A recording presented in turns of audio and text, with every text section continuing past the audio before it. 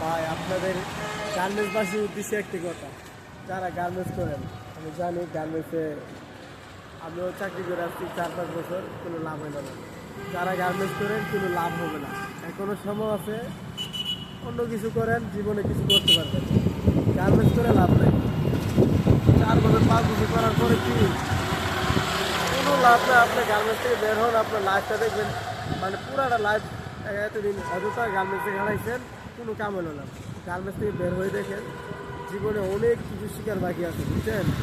সারা জীবন garments করবেন না। আপনি যখন বিয়ে শাদী করবেন, আপনার ছেলে মেয়ে হবে, ওরাও কিন্তু মানে কোনো কাজ পাবে না, কারণ আপনি গার্মেন্টস করছেন, কোনো কাজের একটা ব্যবস্থা করেন না। দোকানপাট করেন, ব্যবসা করেন, আপনার ছেলেমেয়েরা মানে কিছু একটা করতে পারবে যে আমার বাবা ব্যবসা করছে, আমিও করবো এটা।